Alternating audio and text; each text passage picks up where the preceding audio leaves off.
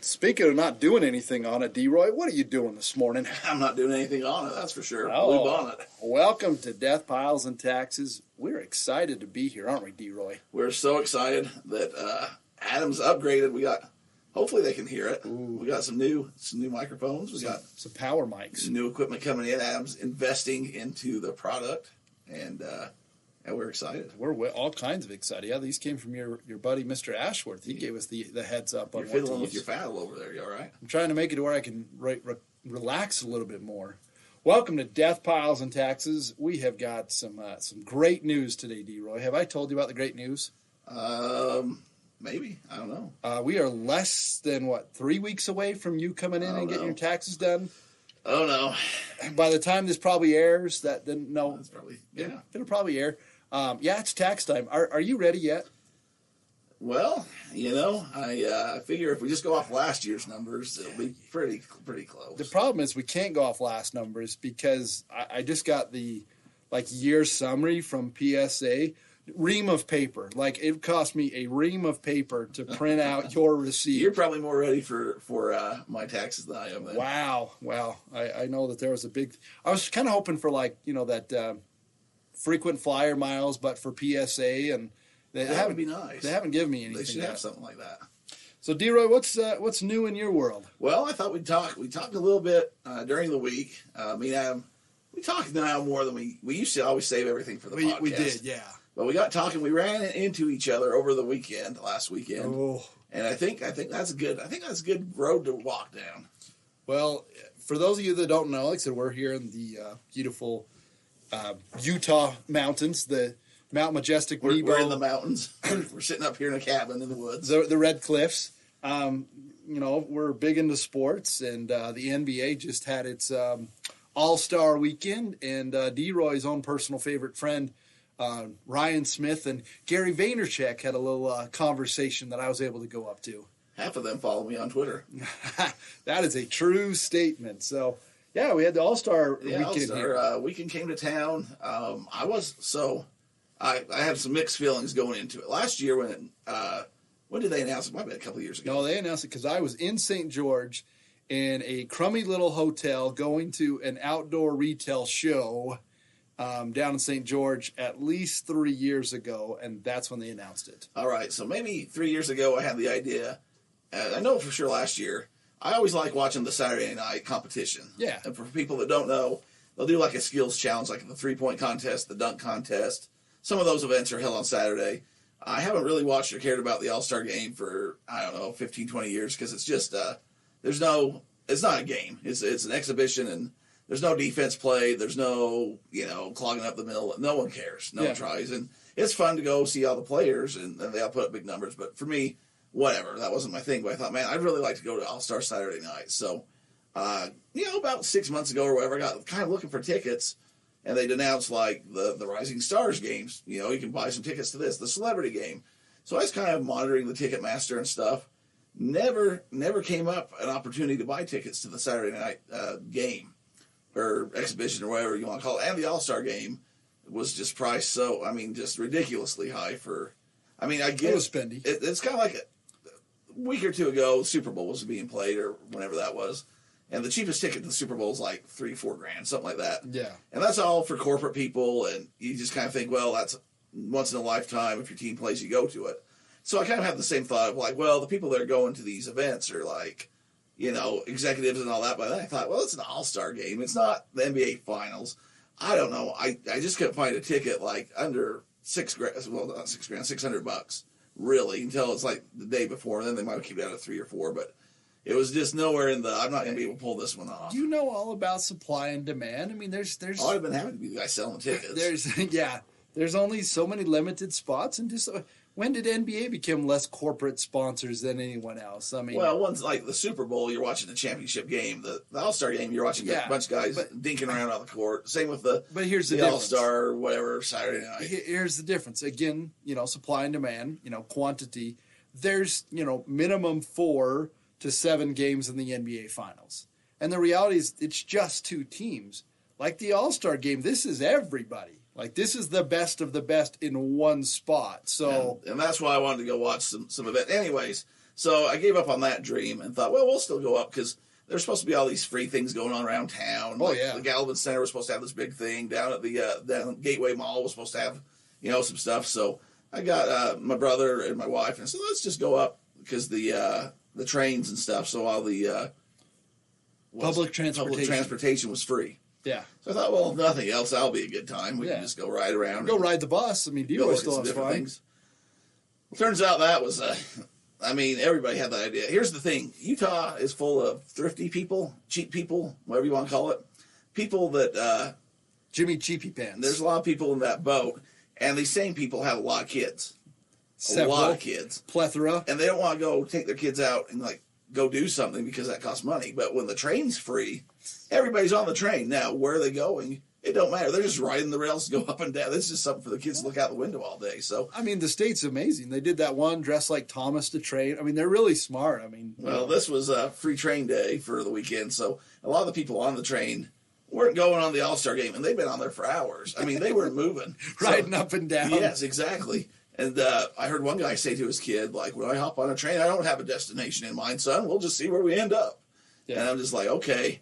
So we were standing on the train, and that's fine. And we got up there, and then... You're standing on the train. Oh, yeah. It was standing room only. Wow. And so we go down to the downtown, to the Galvin Center, which for people that don't know is it's kind of like it's in the middle of the downtown area of Salt Lake City. Yeah. And they were supposed to have a bunch of events and stuff. We go, there's a few food trucks, and there's a band playing, and there's probably, I don't know, I'll be generous, there's probably 50 people there. Yeah. And I'm like, this ain't it. There was no NBA, anything, no basketball. They had a few art displays. It was whatever it was. It was cold outside. Yeah. They had a little skating rink. So I'm like, well, this wasn't what I was coming for. No. Basically. So we walk around for a little bit. Then there's skateboard kids are out on the road skateboarding. And there's the security people that don't want them skateboarding around.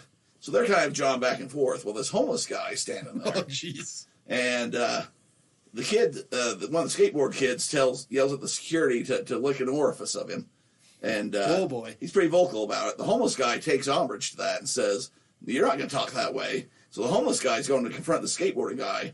And this is right in front of one of the news centers downtown. So I'm thinking we're going to be on the news. I'm going to see something. But the skateboarding kid... skateboarding's not a crime or anything like that. Skate or die, but he's making his way down the streets yelling back profanities at this homeless man who's going after him for saying these kind of words. And anyways, at that point I said, oh, we need to get out of here.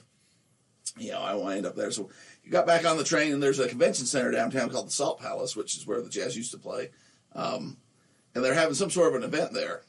So we're like, oh, well, we'll go check that out. And lines were... It was around the corner. It was a big old line. Double-sided around the corner. And so we're walking up there, and we said, well, is this the line to get in, or is this the line to get tickets? And so we decided to walk up towards the front a little bit more, and we saw that other line was a little thinner, and so we got over on that side, and I got standing next to a gentleman, and we kind of got talking and stuff, made some good friends with this gentleman. Before we start, then, as you get a little deeper into the story, being kind and talking to people, it gets you a really long way. And Derek is the quintessential, and I feel like I'm kind of the same way, even our Uber drivers, people still like to talk. Conversation is king, and learning to have conversation. So don't just, we always want you listening to Deathpiles and Taxes, but if you have an opportunity, pull it off and talk to somebody, and these will be the fruits of your labors. So we're standing next, and I don't know who started the conversation. He might have asked us a question or something, but we got talking, and, we're like, is this the line to get in? Go back and forth, and we're like, we really don't know what we're doing. We came up from central Utah, essentially, to just, gawk. And he's going in because he just wants to buy some more gear. He was in there the other day, but he's got to buy some stuff for Grandma and some of the people. And we said, oh, well, where are you from? He's from down in Georgia, Atlanta, Georgia.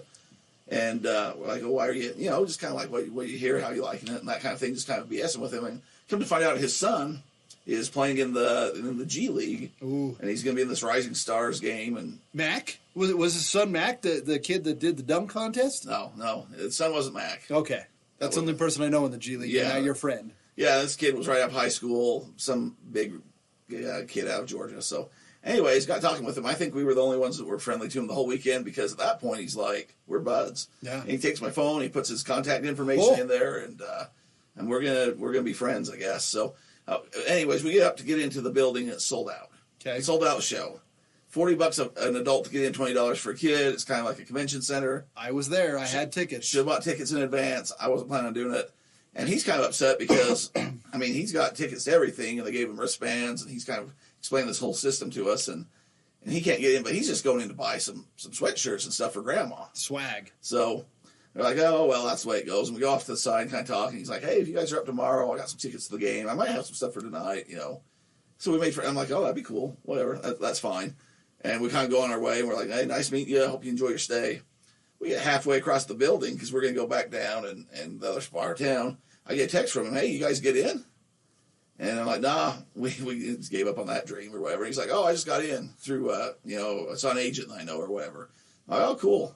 He's like, hey, if you want to get in, I can get you in. So turn about face and get going back that way. And he's trying to tell us how he got in there. And I'm not really following what he's putting down because he's like, I was at the Hyatt, but there's this back door and you have to go right 3 times. And, there's a secret elevator almost kind of thing, and you go up that and I'm like, I don't know about all that, but we got back around and there's buses in front of this hotel, and I look at the bus and it says skills competition participants or something like that. So I'm like, oh, these are all the people that are gonna go to that event that I want to go to, and there's kids out with basketballs and stuff. I'm like, oh, this might be kind of cool. Just see them get on and off the bus. It was about it's getting ready. It was about that time. And it's this nice downtown hotel, so I'm like, oh, so we just kind of hang out there for a little bit.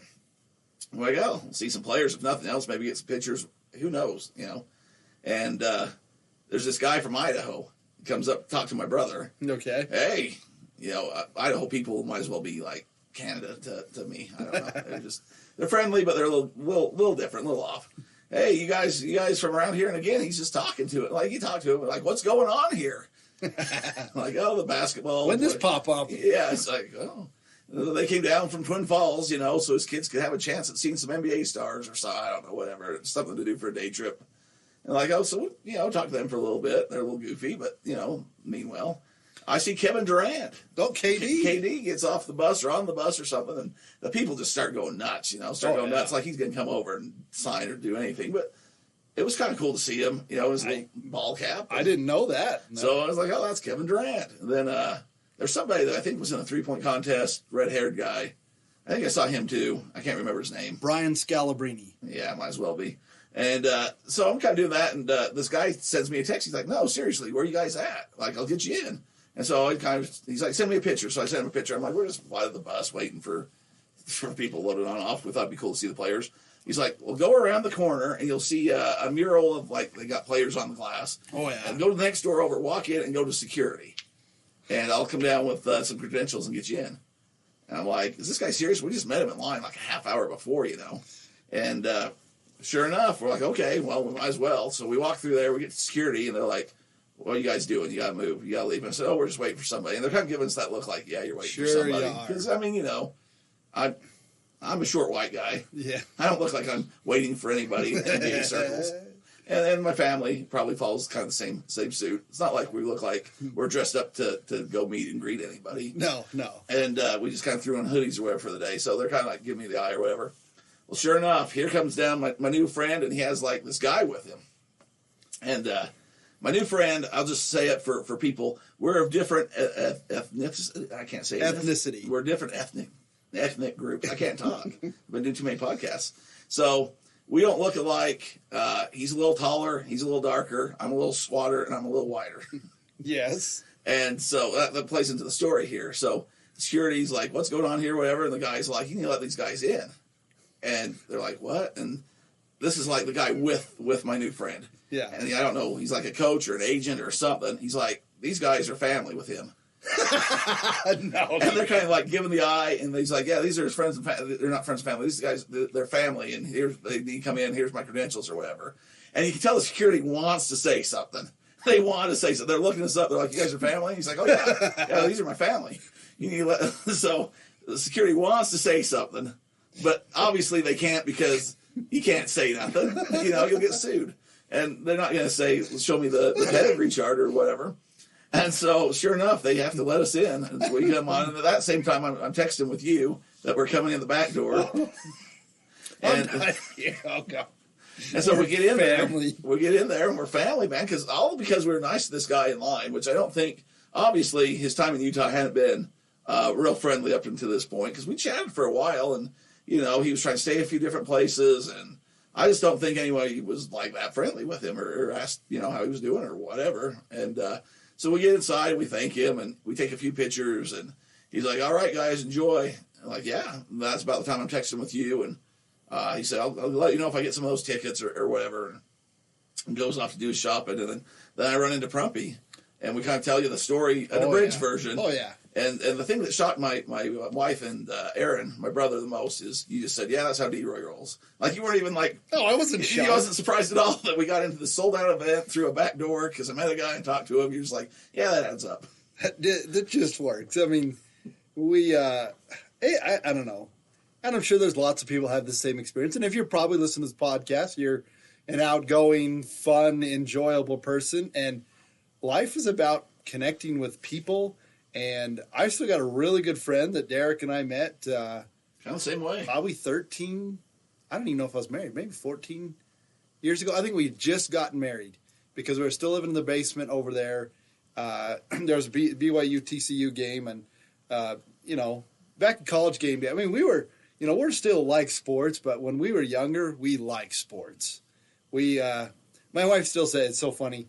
She, when I got married, I was living with our buddy, old Michael Durbin, and we had a house that, this is like 15 years ago, so technology isn't what it is now, but we had a big screen TV, and then we had set up 3 other TVs around it so we could watch all these different games at one time. And my wife's like, I didn't know that you like sports that much. I'm like, you were at the house. How did you not know we didn't like we didn't like sports? You didn't get to know me at all, huh? So anyways, we were there. I didn't know you liked sports that much. I know. Wow, real observant there, babe. You talk baseball stats, I guess. You were busy doing other things. And so Derek and I were, at the pregame at the back college game day was coming to Provo, and we did it right. We showed up. We did it all night. We knew what we were doing. We had other friends that were moving furniture at the church that couldn't show up. We had friends I think that may have wanted to come down, but we did. We stayed all night. And it started raining. It wasn't an easy night. No, sitting out on a camp chair in a parking lot full of BYU fans. Yeah, it was there, and that wasn't our fan base. No, and it was about 4 or 5 in the morning, and some guys kind of rolled up, and we weren't wearing the Cougar swag, so they came up and they kind of got shunned, if you remember. Oh yeah, they were kind of getting ridiculed and shunned. They were wearing the TCU purple, and the people were giving them a hard time. People are just. And so Adam said, "We're going to go talk to those folk." Oh yeah, I think that is how it worked. I went over and talked to them. Yeah, because they were kind of getting the business given to them. Hey boys, come on! Hey, what are you guys doing? And Derek's good wife, she ran down to the store, the corner store, and got him some coffee that morning. Well, yeah, they couldn't get coffee because for those that don't know, we live in a weird place. We live in a weird place. We do. We really do. And it'd be easier today than it was then. But you can't have coffee at BYU because they have different rules or regulations. And they've loosened them because now you can buy a caffeinated beverage. You can, but you still can get a coffee. So anyways, these guys are like, where can you get? Well, we got talking to them. Yeah. And they're from Texas and good, greater guys you've never met. And we're just kind of having a fun time. And they're like, what's wrong with these people? Like, I mean, because they were just giving them the business. And they said, you know what? We can't get a cup of coffee around here. And we said, oh, we'll take care of that. Yeah. Like, what do you want? And so they said whatever they were into. And me and my wife ran up we knew the closest convenience store. Yeah, Derek knew where it was. We knew where we could find it. He knew where he could get a good cup of Joe. Well, I don't know if it was good or not, but we came back and gave them that. And I remember their friends that they ran into, they're from their TCU. The same TCU fan base, but a little later in the day, they had a cup of coffee, later, a couple hours later, whatever it was. And they were just like, where did you get that? How you got coffee? Like, is that coffee, not hot chocolate? How did that happen? They, well, we met some boys. Yeah. We met some boys. and that just kind of spun. We didn't really say much or do anything and parted our ways. And, fate had it. Right after the game got over, we're walking through the street. And keep in mind, this is like 65,000 people stadium. A lot of them left early because BYU got smoked. See you later. Have fun. We couldn't mind, but, throw it in. Anyways, and we're walking down the street, and sure enough, there's our TCU buddies. We they were so pumped and excited because it was a big game. When College Game Day was there, they were ranked. And it was at that point, that's when we exchanged numbers. And then a year later, came out and we did it right. Took them to the big Rodizio Steakhouse when Utah got the same thing by TCU. Yeah, it was kind of a reverse. And then the year later, Derek and I, we, our friend says, hey, TCU's playing at Boise State. You guys want to come? And we're like, of course we want to come. So we decided to, get in the Prius and drive up to there. And we were in whatever you were on those days. The Saturn. Yeah, we were in the Saturn, and this just because of that. And the honeymoon suite, that was one of our first episodes. Yep, the Jackpot, Nevada honeymoon suite with the Jackal. We rolled up there and talked to our buddies and had a great time. He even had extra seats for us. He had he don't listen to the show. It don't matter. This guy was pretty wealthy, and his dad was pretty wealthy. Texas Christian University is a pretty wealthy university. Yes. This guy was doing pretty well in life. He has a racehorse at the Kentucky Derby. This game was sold out, and like one of the biggest games ever in Boise State at the time. This is back when they were really, really good. Oh, they were cranking. Really good. Yeah. They hadn't lost at home in like decades. It was like 3 times in the whole decade. Yeah, it was one of those things. So this guy had so much money that he bought extra tickets around us so that we'd have extra space and spots for our feet. And he's like, "Hey, you go ahead and put your feet up there. No one's going to come." We're like, "Well, it's a sold out game or whatever." He's like, "No, I bought those tickets." I'm like, "All right." That's when you got money. That's a flex right there. When you buy tickets to sold out games, so you have extra shoulder room because the Husky section's coming or whatever. But yeah, it was. That's how the Rose Bowl ended up being. It was enjoyable. It was enjoyable. It was a good time. It was a good time. TCU ended up winning that game on the field goal. Yeah. Andy Dalton was there, and after that, then Chris and I, we still text frequently. I mean, we text about every week during the season. Especially the big games. Send them some pictures from Florida, and so. Good times had by all by just being kind. Just being kind. And that's with reselling stuff. Like, you never know what it's going to open relationship-wise. If you network, who knows what. I mean, this guy, we were just standing in line just talking. I didn't know his son played in the G League or, apparently some big point guard. Who knows? He's eligible for the draft in a couple of years. He decided not to go to college, but I was looking into it, and he was being recruited by the big boys of the big boys. So, good little ball player. Hopefully he ends up doing well, but I've texted with him a little bit since, kind of like you're saying with that. I'm just like, hey, hope you enjoyed your stay. Yeah. We didn't meet up the next day or whatever. And he's like, oh, yeah, next time I'm in town, I'll get with you guys, whatever. But you just never know what's going to happen. And that wasn't the point. The point is just be nice to people and kind of talk, especially if you can see somebody's not comfortable or outside of their element. Like, just go over and say, hey, how you doing? Like, that could go a long ways in life. It's just like, we tell our kids on the playground, if there's a kid in the court or there's somebody out there that, you can tell is not being included, go include them, man. Like, worst thing that's going to happen is you have to ditch him like 5 minutes down the road. Like, worst thing that's going to happen is he's kind of a weirdo and you're just like, hey, cool, nice to meet you, and you go back into line, whatever. Best case, you're going to football games with him or whatever. Best case, you end up being Parumpy and he just fits right in the group, and 20 plus later, you're like, where'd this guy come from? Yeah, you do a podcast with him. Anyway, so we go through the back door and get into the conference. Or I call it a conference. It's more of a convention. It was. I mean, they had basketball hoops everywhere. Yeah, and it was a fun event. There was a lot of things to see and do. I was expecting to be able to get more collectible type things. I thought there'd be some cards and some different things. I bought out Jerry Sloan's estate. We've talked about that. Or I bought out a good portion of Jerry Sloan's estate at one point. And his wife had binders and binders from these, inside jams from these all-star events. And a lot of them had like magazines and cards. And so in my mind, I thought, okay, there's going to be things like that I can pick up and be able to sell. Or they had people doing autographs, signings, and that kind of thing. So I thought I was going to be able to go around and kind of work the booths and get some exclusive things. I know last time they were here, which was like 30 years ago, they had these Upper Deck cards where there's still a Michael Jordan card in there that does pretty well. Yeah. I've been able to pick up a few of those over the years. So I thought I'm going to have some of these opportunities and stuff. Really wasn't. It was, it was interesting to go see, but it was just a bunch of basketball hoops. It was, there was a full court in there. There was like a 20, 30 foot hoop. There was tons of stuff. And they had different things like Adam went and heard Gary and Ryan talking about. They had different kind of like, it was almost like a Comic-Con for basketball. It was. And the cool part is, and that's what I did is, I had the event. That was my whole purpose. I went up, talked to Gary, and, I had a, quick conversation with him. Nothing too meaningful, but yeah, it was fun. It was good, and it was one of those things I wanted to do. So we ended up leaving that, we went down to the mall where they're supposed to be having some stuff too. Maybe we went too late. I don't know. But they were broadcasting the skills event on the TV, and I was like, let's just get home. It's getting cold, and all these people want to get out. So I was kind of disappointed in Salt Lake didn't do as much as I thought they would or could do. I thought they could have had a lot more.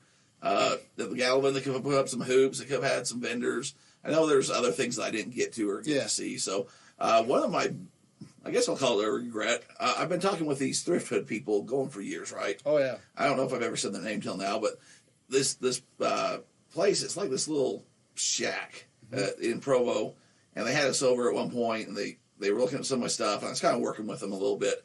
They'll hit me up every now and again and say, hey, man, do you want to, sell us your stuff or come down or show us your stuff or whatever? And I'm really kind of like, they just want to do a bulk buy.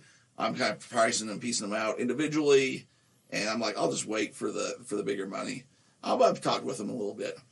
Well, they had a pop-up store with, like, I don't know, there's these bigger brands. I'm not sure, but it was a pretty big deal at the Gateway Mall, and apparently it was quite the success. Well, a month or two ago, they contacted me and they said, hey, do you want to bring your stuff down and be a part of this? You should have. I should have. I never got back to them. I was just like, I'll think about it, whatever. I missed a big opportunity there. I think I could have made a lot of money selling a lot of my stuff, and I didn't do it. So that's another thing, going back to the networking. They're the ones reaching out to me. I'm the one that dropped the ball there. Derek's ghosted him. They're like that girl who, like, showing a little interest in you, but Derek, like he's done before, he left him hanging. I left him hanging. Well, part of it was my original time I went and talked with them. They didn't blow my skirt up too much. I mean, I was talking with them, and they kind of were lowballing a little bit, which I get. I do the same thing. And then I was like, well, I'm not really. He was judging the book by its cover. cover. And I said, well, do you guys want to come on the podcast? Oh, yeah, we'll do it. So then I was trying to get him to come on the podcast and stuff. That never lined up. So now they want me to go do something. I'm like, well, I'm going to not probably do that with you since you won't come do this with me. Yeah. And anyways, it only ended up hurting me in the long run because I saw they had jazz players going down and buying stuff. Oh. They had a bunch of this vintage stuff, and I have, a lot of stuff. So the other thing that was kind of comical to me is, Karl Malone's back in town. He's back in the news. We're not going to get all down that window, but Karl Malone around here, NBA All-Star, MVP. I got some good stuff from him. Yes, you do. And so I was kind of trolling it out to the Jazz. I'm like, buy this crap from me. Like, it belongs, after I went to that thing, they have a lot of these displays and stuff. I'm like, this belongs in one of those. It doesn't belong in some guy's basement. It doesn't belong to some private collector that no one's ever going to see. The fans need to see this signed, to Coach Sloan, MVP season thing. I got these jerseys. I got finals jersey. I got some anything. And so I'm kind of posting this, and some guy out of the blue comes up and is trying to tell me my stuff's not authentic. And, like, he's a collector, and he might buy some of my stuff, but it doesn't, it doesn't look that authentic or something. He's trying. You can tell that the. Well, in his bait, it's a little unbelievable. Yeah, it might be, but he's kind of coming in with this. But the one's authenticated by Beckett is authentic. Yeah. But so he's kind of coming at it with, I don't know, I'll throw a few shekels your way, but how sources and stuff can be and stuff. I'm like, no, I'm pretty solid that this is all authentic and stuff. And I mean, I'm not going to get into it over the Twitter with him because I'm too busy arguing about stupid stuff. Well, D-Roy, we're hitting it. I like where you're going with this. I think we need to get a little more in depth into it on the next episode. Oh, we're going to do a to be continued? We're going to do a to be continued. Derek's just got too much good stuff, and I want to roll out another one, so we've got something for you to look forward to next week. So, D-Roy, that being said, my friend, I guess there's two things for certain, Adam. And that would be? Deathpiles and taxes. We're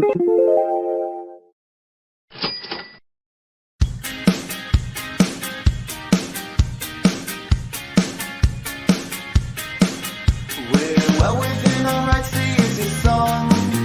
We're aware that preaching copyright is wrong. With lots of dedication,